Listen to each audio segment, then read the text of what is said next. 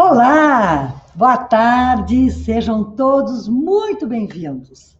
Eu sou Suzana Velhinho, vice-presidente de comunicação da Associação Comercial de Porto Alegre, e vou conduzir esse nosso bate-papo de hoje. O assunto dessa edição do Papo Online é sobre mudanças. Quem nunca pensou em mudar de cidade, começar tudo de novo? Mas e os medos? E as motivações? E as conquistas? E tudo que envolveu essa importante tomada de decisão na vida de duas gaúchas? Para nos contar suas vivências, convidamos a jornalista Fernanda Zaffari, que reside em Londres, Inglaterra, e atualmente é correspondente internacional do Grupo Bandeirantes. E também a Raquel Boechat, mentora e sócia de empresas no Brasil e no Canadá, onde reside em Toronto. Queridas, obrigada a vocês, que maravilha vocês estarem conosco aqui, e essa disponibilidade de vocês nos encanta, e eu tenho maior satisfação de poder tê-las nesse evento. Vamos começar o nosso bate-papo, então, e eu pergunto para a Fernanda e depois a Raquel também responde. Entre vocês duas, elejam. Quem nos responde primeiro? Mudar da medo ou faz renascer? Com vocês a bola, decidam quem vai responder primeiro. Vamos lá, Raquel. Vamos lá, Fernanda. Então, Suzy, eu só queria dizer que, primeiro, qualquer oportunidade, né, não é bairrismo, mas que eu tenho de me conectar com o Brasil e especialmente com Porto Alegre, é sempre um sim imenso, porque meu coração está aí, minha família está aí, um pouco de mim, muito de mim está aí, né? E é claro também, queria agradecer a Associação Comercial pelo convite, mas especialmente você, uma amiga querida, é óbvio que sempre é um sim também, um convite seu. Obrigada, Suzy, um prazer reencontrar a Raquel também, minha colega, minha companheira de tanto trabalho, né? Tantos anos de redação, a gente se encontrando em eventos, e é bom a gente se encontrar, nem que seja virtualmente, né, Raquel? Um beijo. Com certeza. Sobre ter medo, mudar da medo, mas Suzy, dá um baita medo. É que dá para falar mais gauchesco. Sabe que eu tenho uma história engraçada de uma amiga, ela já tem netos, né, tudo, mas ela estava assim, aquela noite antes de casar, assim. E aí a festa toda armada, os presentes, já tudo pronto, né? E ela foi dormir, a avó dela chegou perto dela e disse assim: minha filha, eu quero dizer uma coisa, se tu te arrepender, tá arrependida, tá com dúvida, não tem problema, viu? A avó cancela tudo, não precisa casar amanhã. É uma sacanagem incrível essa história, porque no dia antes tu dizer sim para a vida inteira, uma pessoa toda aquele palco organizado, dizer, olha, tu pode voltar atrás, né? E eu acho assim, a gente arma, faz planos, né? No meu caso não foi tão assim, com tantos detalhes, né? Mas, ok, fiz planos me organizei para me mudar para Londres, e aí você faz mala e vê a documentação, e tem que ver outro cara. Bom, né? As situações do dia a dia. Mas, assim, na noite anterior, você fica, assim, com tudo armado, com tudo pacotado, para ir dizer assim, meu Deus, o que eu fui fazer? E agora vou ter que ir, né? Armei todo esse cerco, então dá medo, dá muito medo. E eu acho que tem mais coisas, acho que dá medo quando você está aqui ainda, você tem outros medos, né? Eu vim, por exemplo, com um filho, fiz uma segunda filha aqui, e teve situações que você tem. A história agora da pandemia, né? É diferente de você não estar no seu país, está longe, né? Essa situação, será que eu vou ficar trancada no lugar onde eu estou? Então, mas tem um medo bom, né? Também tem um medo que dá aquele frio na barriga, que eu tenho tentado, eu tenho filhos pequenos, ensinar para meus filhos assim, às vezes dá aquele friozinho, mas depois que a gente consegue, é bom, né? É muito bom.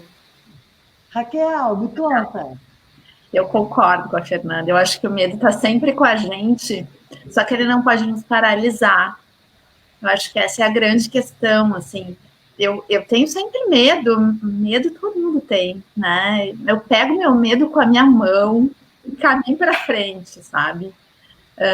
E eu acho que o medo também é coragem, e o medo é responsabilidade, porque se a gente vai fazer as coisas? Imagina, no meu caso, eu vim para o Canadá sozinha com a minha filha, na época de 9 anos.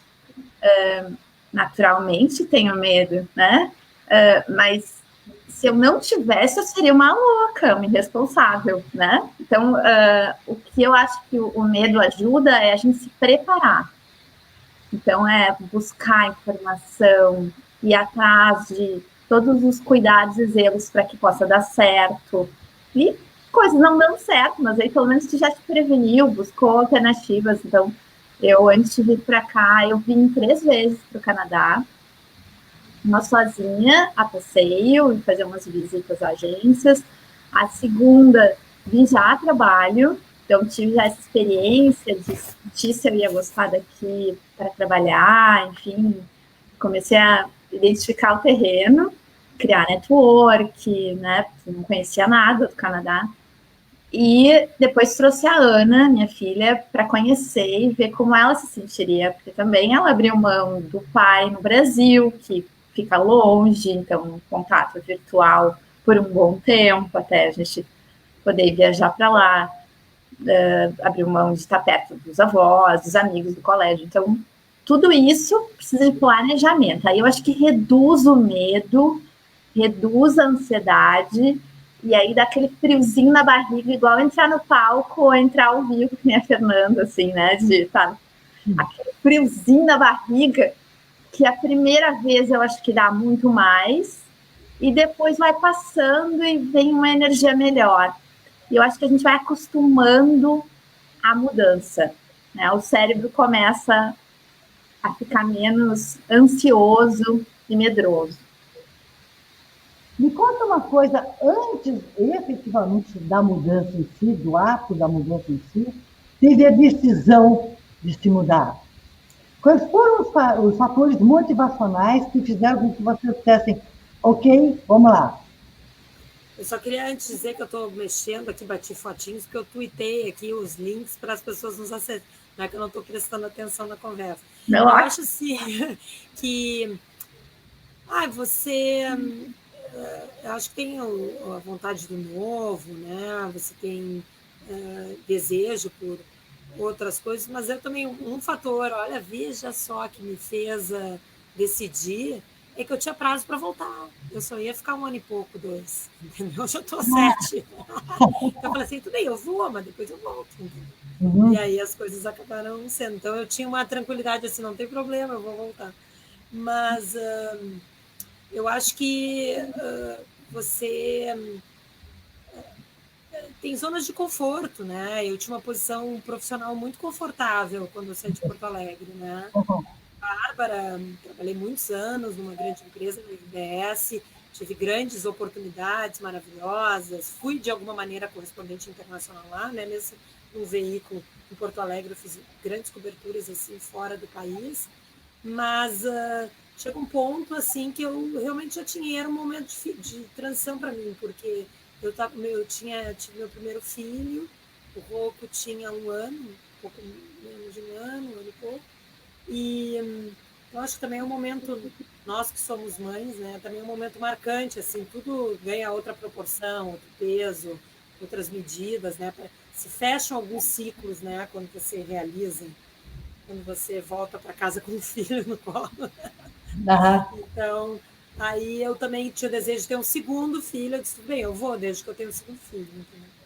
Então, eu acho que essas motivações, assim, acho que também querer ver o novo, né? E eu acho que também era um momento que a gente ainda vive hoje da comunicação muito diferente, né? Os veículos tradicionais estavam já passando por essas mudanças, a internet, né? Todo mundo fazendo essa junção de mídias e só se falava em plataformas.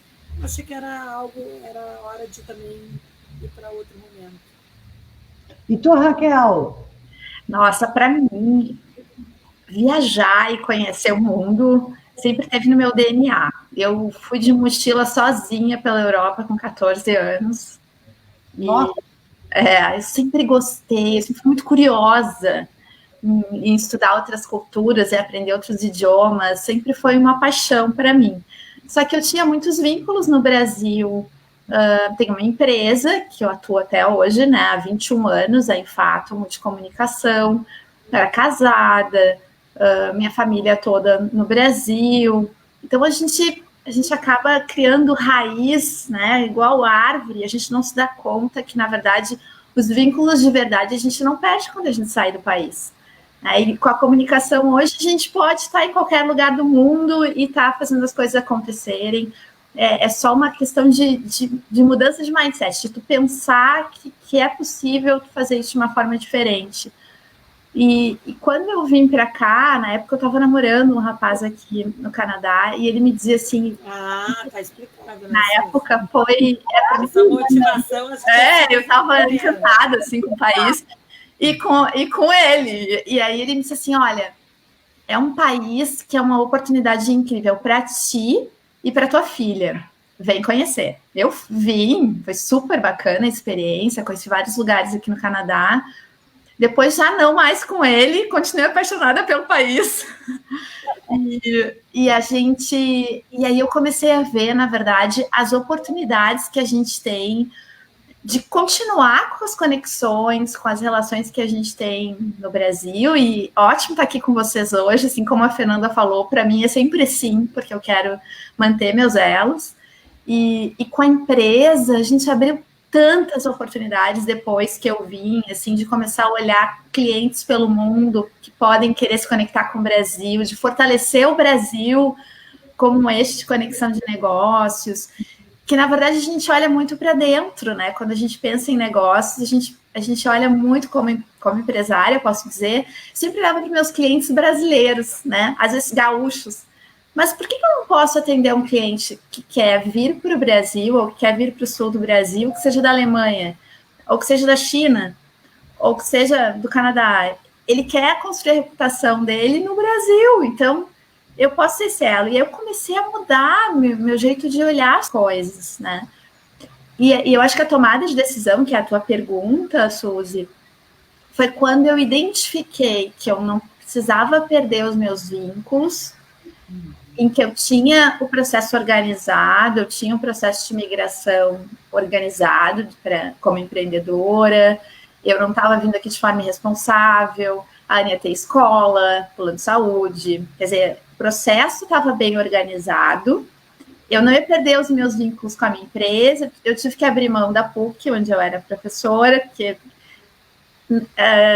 esse elo, assim, tipo, eu vou e volto, para mim era muito difícil, porque eu acho que quando eu mergulho, eu tenho que mergulhar de coração inteiro, sabe? Então, eu não tenho prazo para estar aqui, isso não quer dizer que eu vou ficar para sempre, mas eu prefiro ficar enquanto eu estou feliz, sabe? Sem ter um prazo de retorno definitivo, assim. E também com a possibilidade de retorno. Acho que reduz a ansiedade quando a gente vive um dia depois do outro com planejamento. E eu acho que a tomada de decisão reduziu muito o meu medo. Acho que o mais difícil foi tomar a decisão. Uhum. E aí fazer o passo a passo para a coisa acontecer. Aí olhar para frente. Depois que a gente toma a decisão, eu acho que é mais fácil olhar para frente e seguir com aquele foco. E aí tudo que vem de sinão, e aquela nuvenzinha preta de quem é o negativo, que fica colocando chuva nos teus planos. Quando tu tem a decisão tomada e a coragem de assim, não vai dar certo, eu acho que isso não entra mais. Uma coisa que eu queria perguntar para você. Acho que sim, a Fernanda fez essa situação da metáfora do pré-casamento, assim, da véspera do casamento e até o dia do casamento. E eu queria perguntar para você o seguinte: ok, tomaram decisão, resolveram fazer suas bagagens, decidiram, vamos embora, vamos embarcar. E como é que é chegar? Como é que é desembarcar? Tanto, como é que foi desembarcar em Toronto, desembarcar em Londres, com as malas, eu olhando assim, cara, cheguei aqui agora, o que eu faço? Não dá uma dor de barriga, é isso? Eu acho que o pré até é mais, para mim, no meu caso, com o meu perfil, assim, é mais angustiante, assim. Eu gosto dessa sensação de ter que desbravar, sabe? E de ter muitas frentes para atuar. eu me espalho bem. Não sei se com bons resultados ou não, mas eu acho que daí tem que ver escola, monitorar, várias frentes para atuar, assim. Eu gosto disso, assim. Mas acho que não é para todo perfil de personalidade mesmo, né? E se a gente vai unir as duas coisas também, porque eu sou jornalista, né? E todo mundo, porque eu tenho ideais, eu sou jornalista porque eu gosto de gente, sabe? Porque eu acho que no jornalismo a gente encontra gente, né? Todo dia tem gente nova para a gente ir atrás e contar história e conhecer e conversar. Então, um pouco chegar no lugar é uma grande reportagem também, tem que ir atrás de gente, né? Você tem que se conectar. Então, mas isso é uma característica pessoal muito minha, né? Mas o que eu diria também da chegada é que, é bom como a Raquel falou, assim, você tem que olhar para frente, que é o seguinte, em tudo, desde o teu conforto, o teu padrão de vida, as tuas tranquilidades, como tu vivia, como tu te alimenta, todas as questões têm que ficar lá atrás. É aquela velha história, tem gente que viaja, vai fazer uma viagem, chega no terceiro dia no exterior e diz assim, mas o que eu queria mesmo era comer um arroz e feijão. Eu adoro arroz e feijão, aprendi a fazer, faço tri bem, inclusive. Mas assim, cara, não dá para tu viajar e no terceiro dia tu já querer o que tu sempre teve, né? Acho que tem que ter uma vontade de experimentar o novo, de se divertir com o que não gosta, né? E tentar encarar de outras coisas. Claro, depois você vai atrás de elos, de coisas que te trazem um pouco de volta para casa. Mas eu acho que quem não tem essa...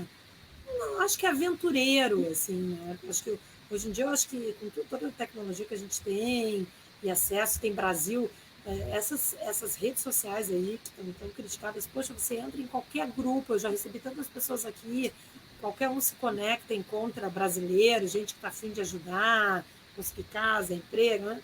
Mas eu digo, aventura mesmo, acho que é se mudar lá para o meio da Sibéria, sei lá, entendeu? É tentar morar na Lua, hoje, porque o mundo, realmente, você tem condições, assim, né? Está muito mais acessível, eu acho, né? Mas tem que largar, de uma maneira geral, todos os padrões que você tinha antes, desde financeiro, de amizade, de trabalho, é um recomeço, né? Não é do ponto, não é do ponto que você parou, né? Isso não dá para vir com essa ilusão, né? Citou uma frase ali que eu acho bárbara, que ela disse, medo faz parte, medo traz responsabilidade, mas o excesso do medo paralisa, né? E eu acho que é interessante essa situação, porque me parece que esse pensamento, esse sentimento, ele é válido para a nossa vida como um todo. Eu, em Porto Alegre, por exemplo, né? Ou vocês que resolveram romper as amarras, puxar as âncoras e ir embora. E, na verdade, o medo, se ele é um sentimento próprio, é um sentimento que não nos deixa ir para frente, mesmo em Porto Alegre, ou mesmo em Londres, ou mesmo em Toronto, né? O medo é realmente o grande responsável por fazer com que a gente se estagne na vida, né? E o medo é interessante porque todos nós sentimos medo. E quando se fala sobre medo, opa, eu também tenho, e parece que esse também tem ou nos acomoda de alguma maneira e nos deixa na zona de conforto. O romper o medo é o diferente, né? O romper o medo é realmente fazer com que o sonho seja possível, né? Vocês concordam com isso? Eu concordo, Suzy. E retomando o que tu tinha perguntado sobre a chegada, eu acho que essa questão do medo está totalmente relacionada. Bom, tá, cheguei, e aí, assim, apartamento vazio, sem móveis, dormindo no colchão, comendo em cima da mala, sabe aquela coisa? Bem como a Fernanda disse, começar muitas coisas do zero, abrir conta no banco, inscrever na escola, começar a aprender, conhecer as pessoas, os amigos, os colegas, toda a network do zero, porque imagina, a gente, né, tem uma história de famílias, de empresa no Brasil, a network é ampla, e aí chega aqui tu tem que reconstruir tudo. Então, o medo de chegar no banco e saber falar certo, não fazer nenhuma bobagem, não se cadastrar para conseguir o aluguel da casa com o dado errado e aí ser negado. Sabe aquelas coisas de novo imigrante que tem medo de errar e ser preso?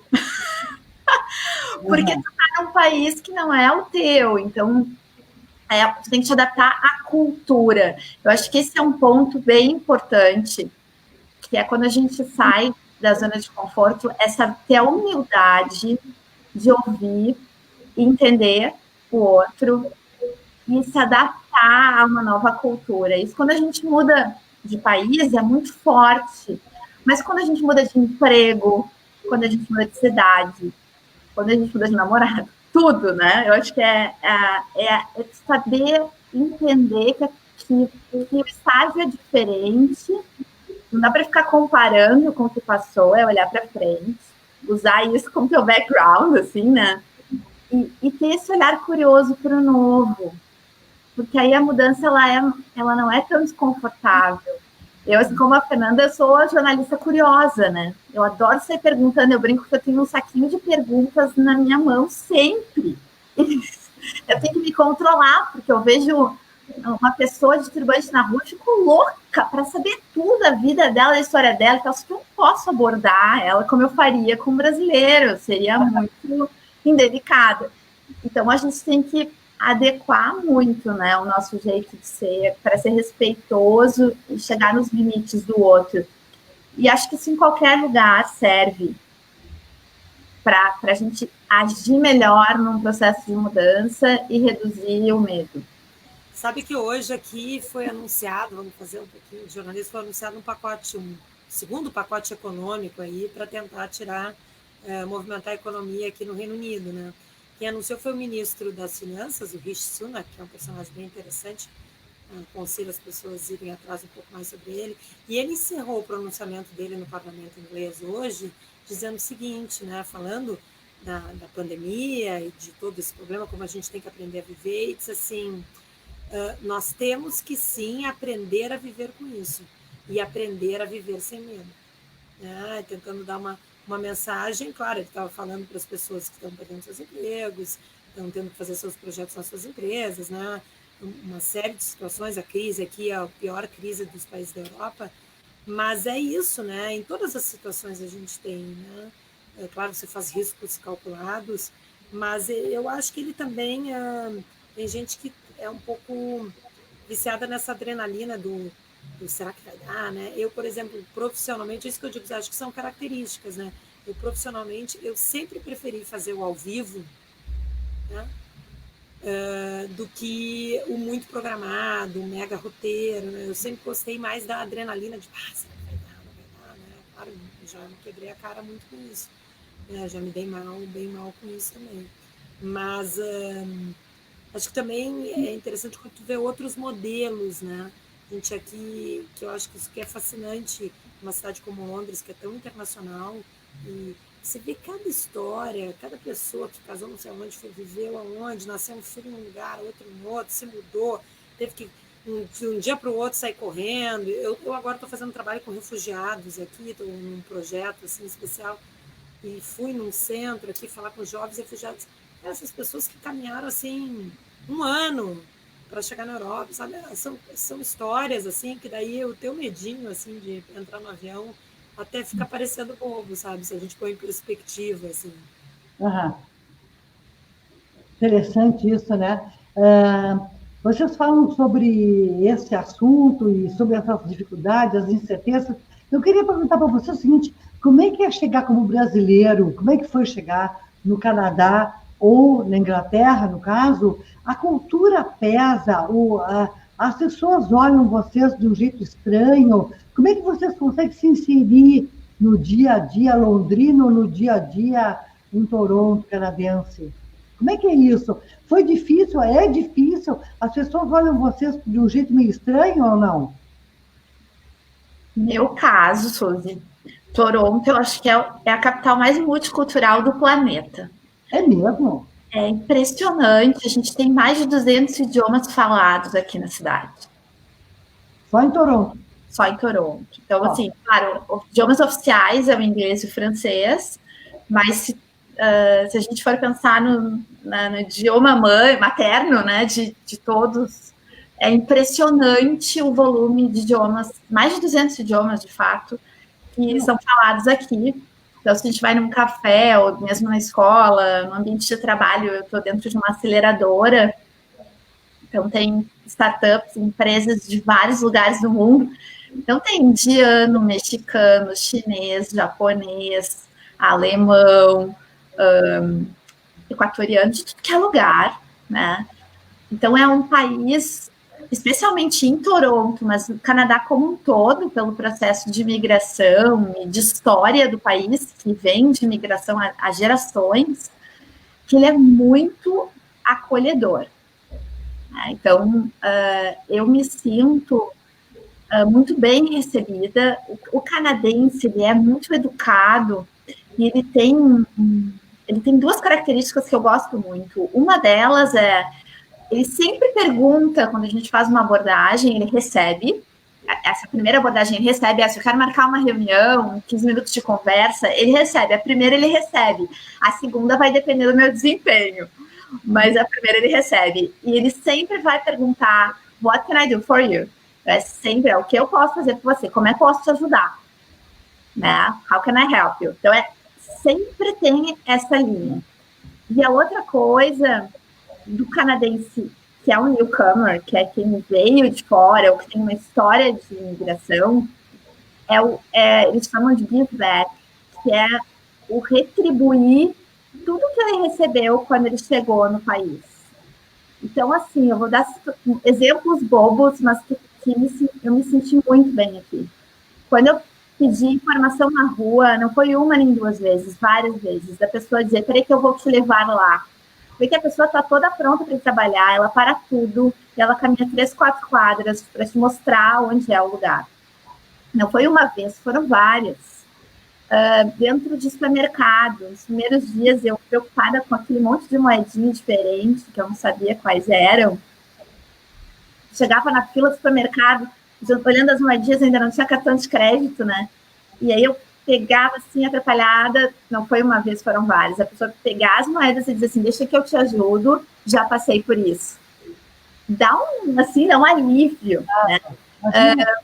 E o próprio accent, né? Porque o inglês da gente, imagina, vivi minha vida inteira no Brasil, mesmo com algumas idas para fora, meu inglês tem um acento forte brasileiro, né? Latino.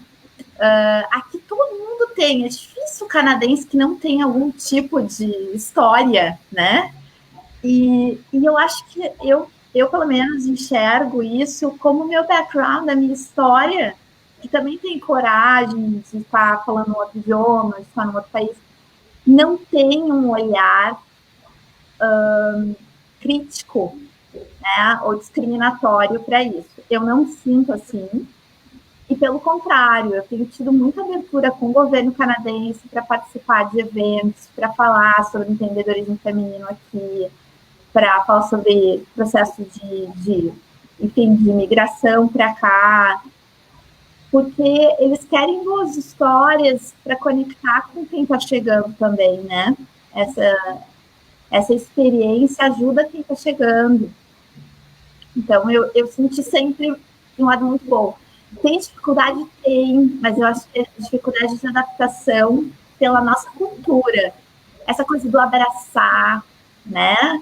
De reunir pessoas, de estar sempre com um monte de amigos. Aqui eles são mais discretos, mais reservados. Então, tem algumas coisas da cultura que são diferentes, que a gente tem que entender primeiro, para não ficar achando que é com a gente a situação, né? Uhum. Mas depois disso, eu acho que o processo anda bem. Tem o contrário, tá? Eu acompanho algumas comunidades de brasileiros que estão sempre reclamando, mas é porque estão com um olhar sempre pensando no que era antes e comparando. Aí eu acho que não vai funcionar bem. Sim, aham. Porque a gente tem que estar com foco onde a gente está. Se a gente está sempre, aqui não tem o feijão exatamente igual da minha mãe, ou meus amigos não são os mesmos do Brasil, a minha família está longe. Se eu estou sempre pensando no difícil, na parte da saudade ou da dificuldade, eu não consigo me adaptar. Agora, se eu penso no que é positivo dessa mudança, acho que o processo é menos doído. E tu, Fernanda? Aqui tem muito brasileiro, né? Muito brasileiro. Não é à toa que esse aqui é o país do Brexit, né? Se separando e se é que uma das grandes bandeiras do Brexit, essa confusão aí dessa campanha que foi a rejeição a imigrantes, né? Ao excesso de imigrantes. A gente pode discutir N situações aí do contexto que foi essa campanha, mas eu acho que o inglês sente-se um pouco invadido de alguma maneira. Eles que conquistaram e tiveram o maior império do mundo, agora se sentem um pouco, né? Querem voltar a ser uma ilha, né? Querem voltar a ter a reserva deles, né? Então, fazendo uma análise bem complexa, bem simples, assim. Claro, no momento logo depois do Brexit, a gente teve algumas hostilidades, né? Assim, teve relatos de gente que não era tão bacana, mas Londres é diferente, né? Londres é uma capital do mundo, Londres tem pessoas internacionais, realmente há também um inglês que abraça esse estrangeiro, né? Eu acho que tem comunidades, existiam bairros, é a segunda vez que eu moro aqui, né? Eu já tinha morado antes, mas existem, não acho que é tanta gente que se encontra, porque antes eu não podia falar nada, no ônibus, na rua, sempre tinha um brasileiro escutando, né? Acho que tem menos do que tinha anteriormente, mas tem bairros inteiros. Eu vou no açougue do Gaúcho comprar carne, meu amigo lá de Cacique Doble. Você pode fazer uma vida só em comunidade, assim, né? Mas eu acho que, de uma maneira geral, você tem que... Dá para viver de duas maneiras, né? Dá para viver na sua comunidade internacional só, né? E ficar meio na periferia, e dá para tentar entrar realmente no esquema inglês, que daí eu acho que é um pouco mais desafiador, por N motivos, até para quem tem filhos, porque aí sim, como eu brinco, venderam essa história para a gente que o mundo era plano, né? É plano, mas nem tanto, né? Existem muitas diferenças culturais, sabe? Então, por exemplo, o choque, as diferenças de mandar um filho para a escola, de como uma... Aí você entende muito, é muito presente dentro da sua casa como uma cultura é moldada, sabe? Como cidadão, uma nação é moldada. E o inglês se orgulha muito disso, faz muito isso. Então, eu acho que aí você tem que escolher que modelos ou fazer uma decisão mais difícil ainda, que é ficar na coluna do meio, né? Vocês duas têm uma característica que, na minha percepção, ela é comum, porque a Fernanda é correspondente internacional e a Raquel é sócia e empreendedora de empresas no Brasil e no Canadá. Essa condição de ser, de certa maneira, representante do Brasil no Canadá e representante do Brasil na Inglaterra, como é que é esse sentimento? Como é que dizem? Como é que é o desempenho profissional de vocês como representante do nosso país aí fora? Quer começar, Fernanda?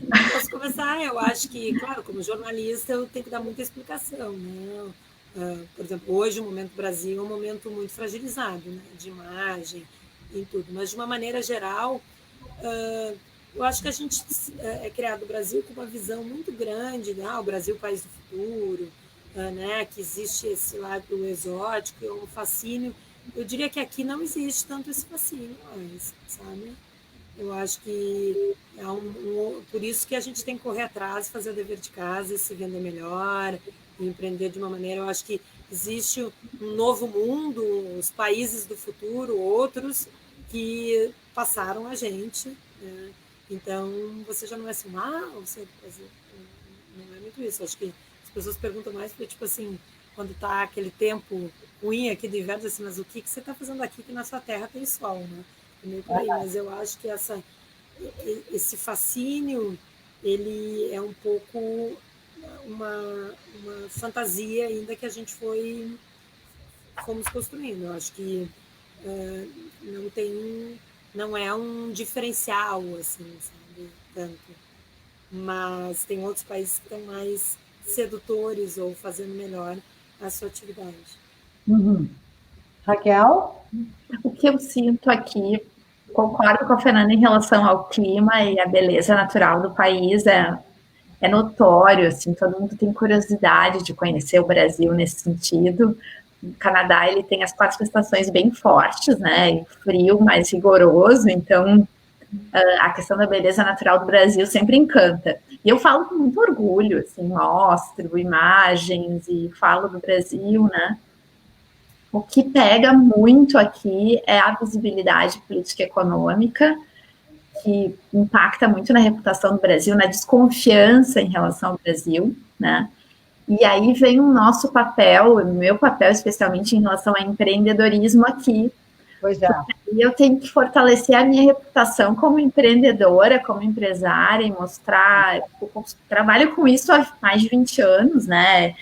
Fortalecer minha imagem, minha reputação, a seriedade do meu trabalho e a dos meus clientes, mas ao mesmo tempo do país também, porque se eu sou brasileira e eu tenho negócios no Brasil e quero levar negócios canadenses para o Brasil e acreditarem no nosso país, eles têm que acreditar no empreendedorismo brasileiro, né?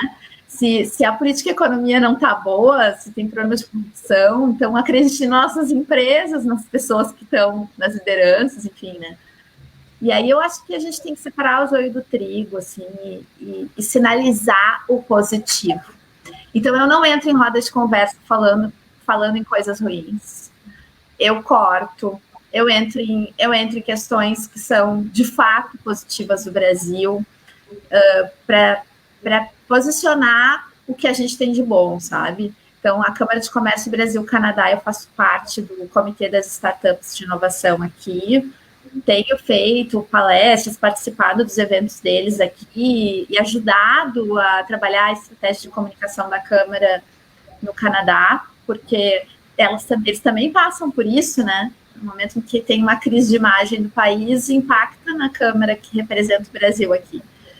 E o que eu sinto é que eles admiram o empreendedorismo brasileiro, mesmo com todas as dificuldades, e veem no brasileiro um perfil muito inovador, que consegue driblar todas essas dificuldades e seguir em frente, muito corajoso.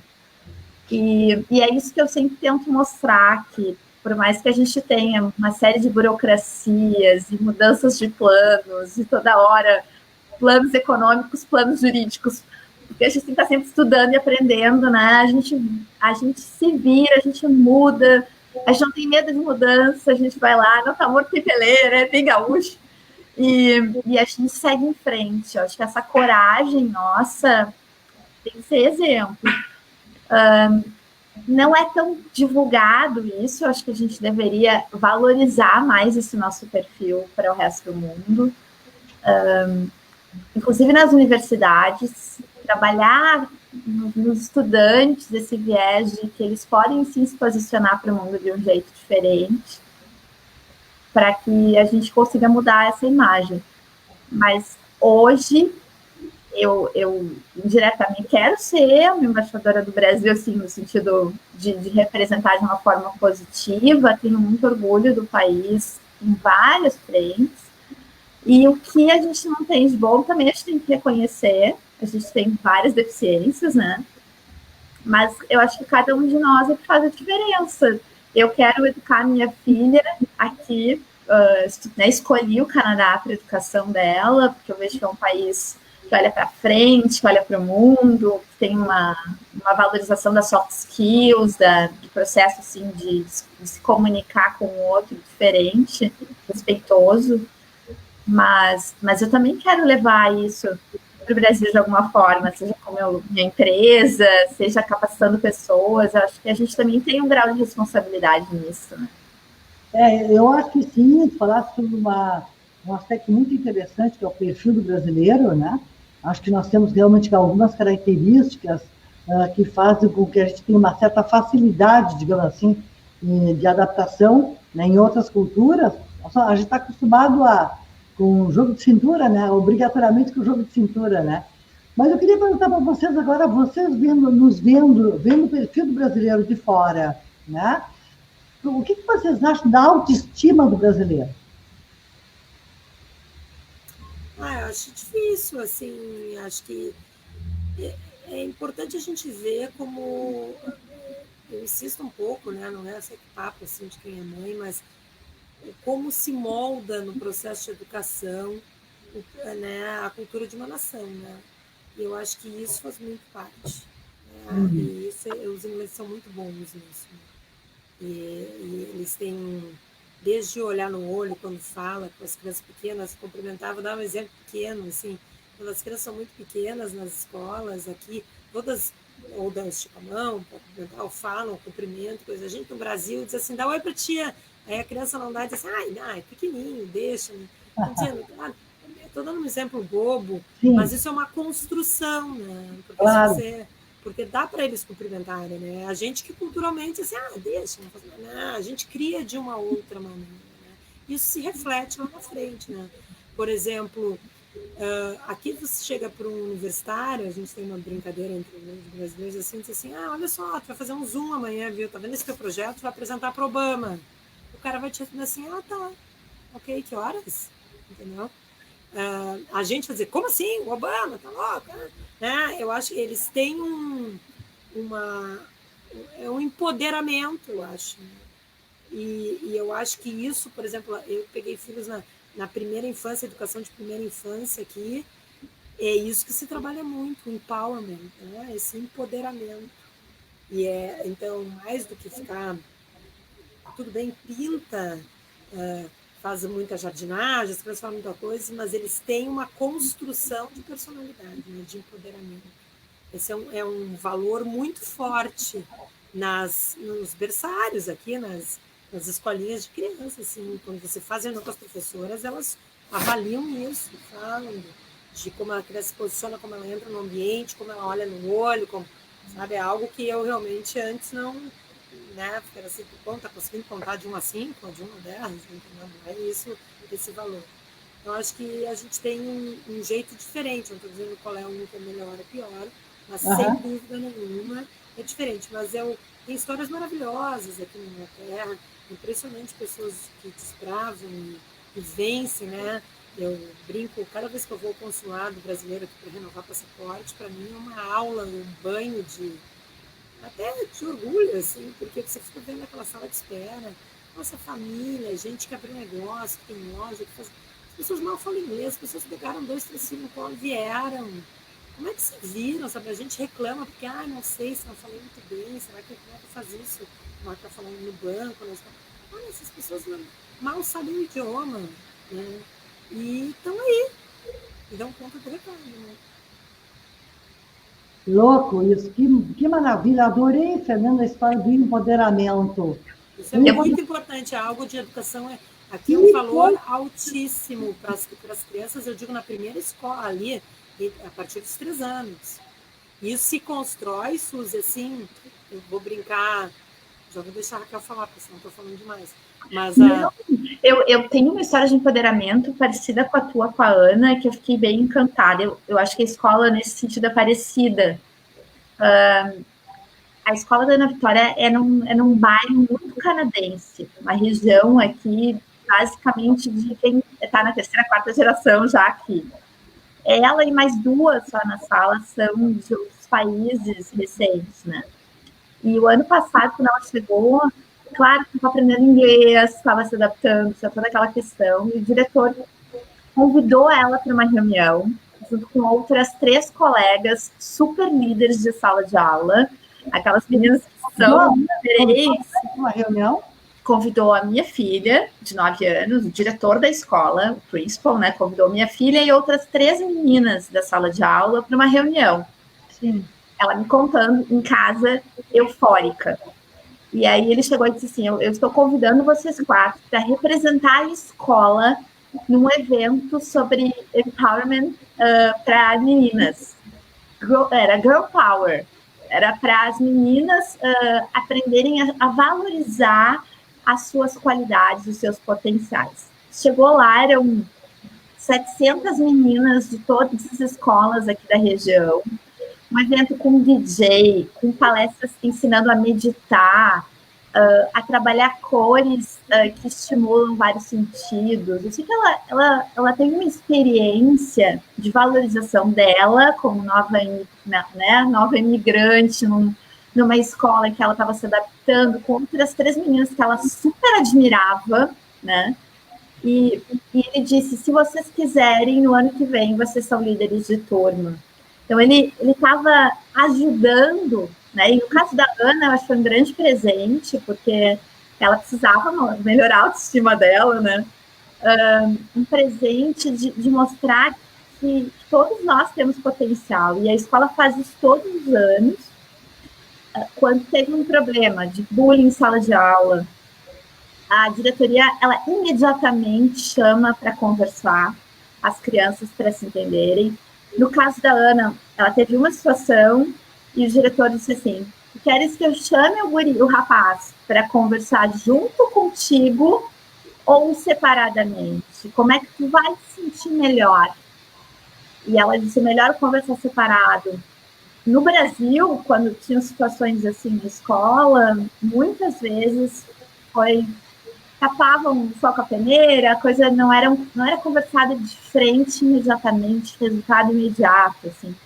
E eu acho que isso a gente tem muito a aprender, a não postergar soluções, a ser mais radical no sentido de que tem uma situação, tem que resolver rapidamente com diálogo, respeitar, ouvir o problema e tentar ser mais assertivo. Acho que no Brasil, pelo menos na educação que eu acompanhei, né, muitas vezes deixa a bola crescer e esse processo de soft skills aqui no Canadá é muito forte. E acho que isso impacta, sim, a nossa autoestima, Suzy.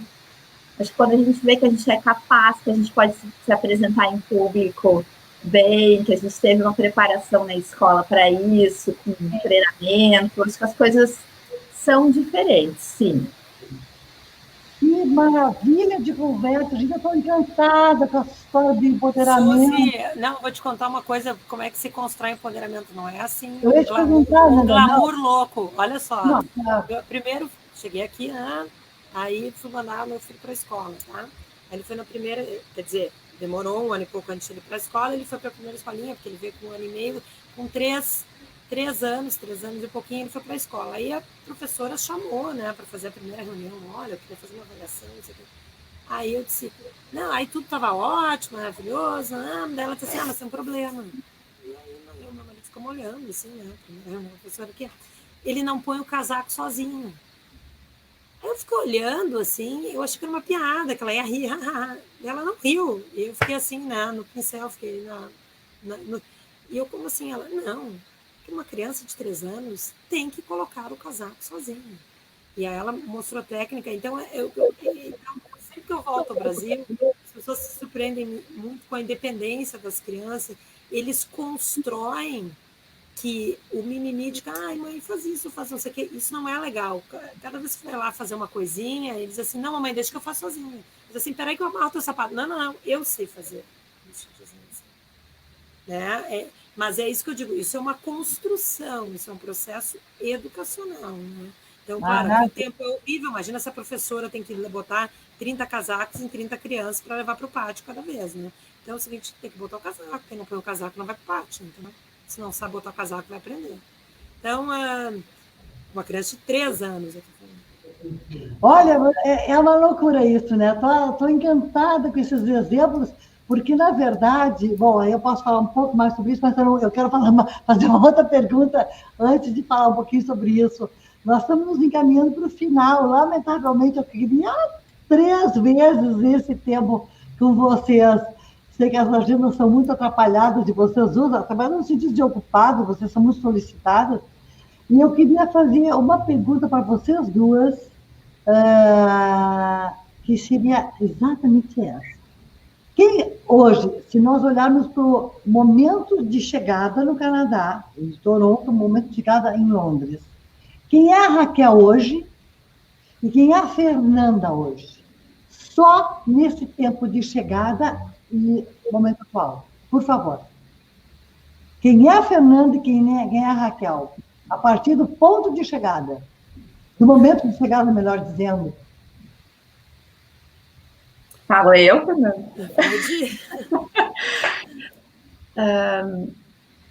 Eu acho que eu mudei muito. eu sinto, cada dia que eu acordo, minhas sinapses desenvolvendo ideias diferentes. Eu acho que o processo de mudança, né? Tu perguntou se faz renascer. Eu acho que, para mim, meu jeito, né? Me inspira muito a fazer diferença, assim. Talvez por estar aqui sozinha com a Ana também, com aquela situação assim, tem que dar certo, sabe aquela coisa? Eu tenho uma gana de fazer as coisas acontecerem. Aí veio a pandemia, e eu estava no Brasil, no meio da pandemia, eu falei, volto, fico, aquele medo, e os meus pais, e deixo minha família. E aí eu disse, não, eu vou, porque eu vou colocar os risco aqui, voltei, e eu pensei, não, agora o processo tem que acontecer. Eu acho que eu criei muitas coisas novas nesse 1 ano e meio. Tenho 2 novos negócios aqui. Eu mudei, dei uma virada no nosso negócio junto com os meus sócios e meu time maravilhoso no Brasil. Posso dizer, vou dar um spoiler para vocês. A gente acabou de receber, faz uma meia hora, a notícia que a gente recebeu. A gente está em top 5 do prêmio do Mega Brasil e a única do Rio Grande do Sul. Então, eu fiquei muito contente, assim, porque no meio de tudo isso que a gente está vivendo, né? 1 ano dificílimo, a gente conseguir dar uma virada e é uma premiação de audiência, as pessoas votam, né?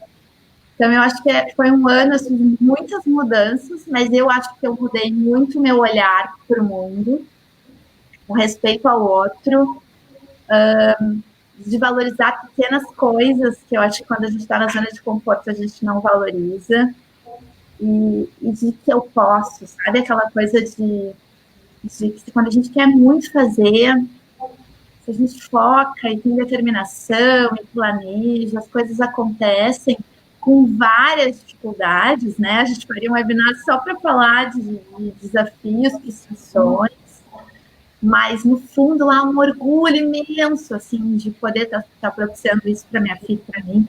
Então, acho que eu mudei muito e me valorizo muito mais hoje e tenho um brilhinho no olho todos os dias vendo coisas novas, assim. Então, aprendi a cozinhar melhor,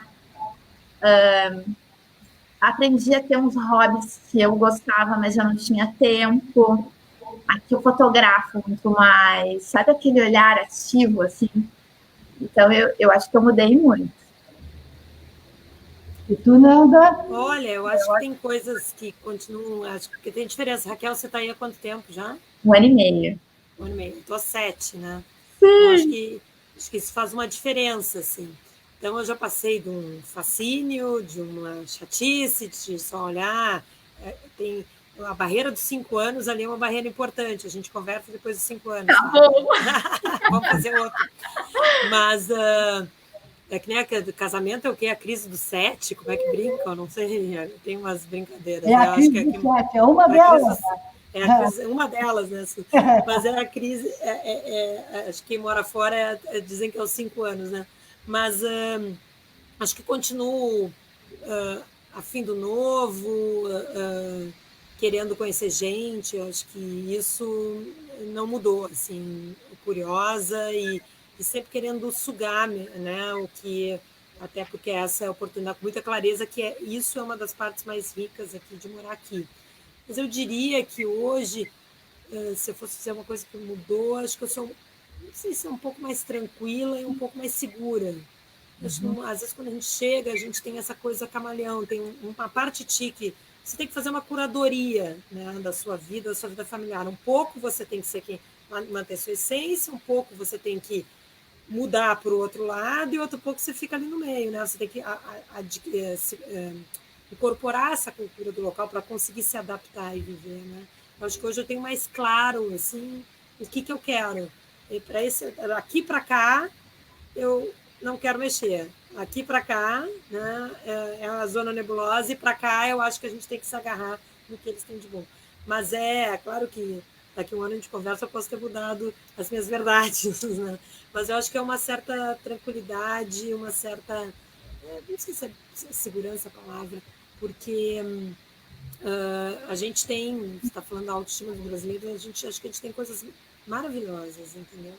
Eu tenho cada vez mais orgulho do meu país, Eu adoro ser brasileira, faço questão, e meus filhos eu reforço muito, trabalho muito em música, em literatura, tento muito colocar isso para eles, que eu acho que é algo importante para eles. Posso complementar só com uma coisa, Suzy? Deve? Que a gente tem que ter a noção do poder da escolha. Sabe o poder da escolha? Isso é muito forte. E acho que tanto para a Fernanda quanto para mim, mas para qualquer pessoa que está num momento de mudança, de transformação, de transição, de qualquer que seja, né, a área ou carreira, enfim, a gente tem o poder de escolha. E quando a gente faz uma escolha e fica feliz com isso, assim, isso é muito gratificante, né, de ter coragem de mudar. E acho que por isso que eu te falo, assim, que eu mudei muito, porque eu vi a força que isso tem, né? Que a gente, apesar de todas as dificuldades, a gente vai em frente. Acho que isso é muito bacana. Para as pessoas, além de nós três, saberem, cada vez que a gente vai fazer um papo online aqui, nós temos uma reunião preparatória, né? Só de alinhamento de detalhes e tal. Quando terminou a nossa reunião preparatória, que foi da semana passada, para todos saberem, eu saí dessa reunião quase assim, emocionada, quase chorando.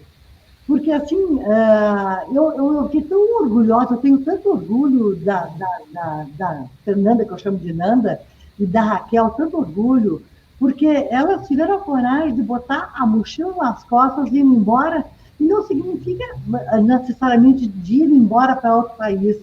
Quantos de nós temos assim o receio da mudança, sabe? A zona de conforto, zona de conforto não é necessariamente não é feliz.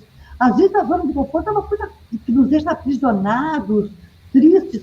E se tem uma palavra hoje que me incomoda profundamente, a mim particularmente, né, é o submetimento. E não é o submetimento aos outros, é o submetimento que nós temos de vez em quando a nós mesmos com relação ao nosso receio, à nossa insegurança, ao nosso medo, né? E esses sentimentos que parecem deixar a gente numa zona de conforto, na verdade, na minha visão, eles são os grandes aprisionadores de nós mesmos, né? Porque a gente não vai adiante de vez em quando pelo costume de não ir, né? E esse papo online, ele realmente ele tem esse... Eu, particularmente, sou uma pessoa bastante inquieta, né? E sou curiosa, mas moro em Porto Alegre, e não fui a Londres, não fui a Toronto, uma vez eu fui a Nova York, eu tinha uns 40 anos, e aí eu fui para Nova York, passei um tempo sozinha, estudando inglês. No primeiro dia de aula, eu fiz aqueles testes de avaliação para saber em que classe eu iria, né? Para que classe eu iria, e eu comecei a falar de mim, comecei a chorar, e eles diziam assim para mim: há quanto tempo você está longe do Brasil? Eu digo, há 48 horas, somente. 48 horas, e as pessoas não entendiam aquele meu sentimento.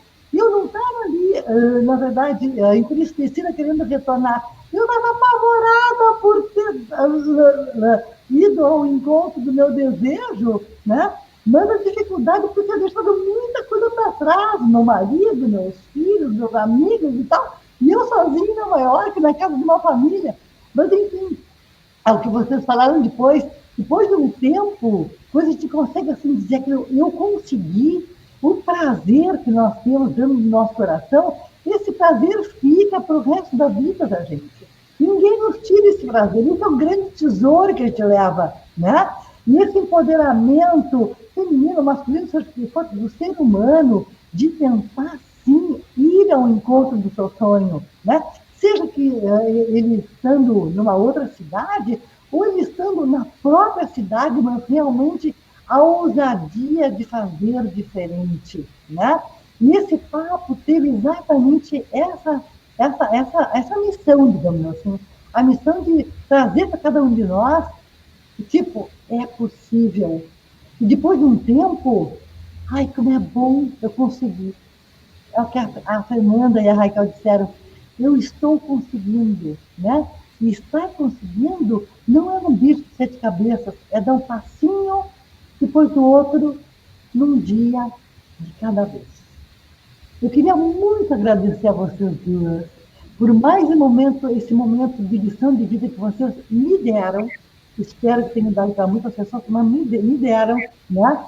E de realmente dizer, cara, vai adiante no teu sonho. Você vai ser feliz. E o sorriso vai ser o sorriso da Nanda ali e o sorriso da Raquel, daquele sorriso, tipo, vale a pena. Boa tarde a todos vocês, obrigado pela companhia, estejam sempre conosco. Mais uma vez, querida Nanda, querida Raquel, amo vocês. Muito obrigada a vocês. Obrigada, Suzy. Obrigada pelo convite, adorei ver a Nanda. Muito bom. Beijo, obrigada. Tchau, boa tarde. Tchau. Queridas.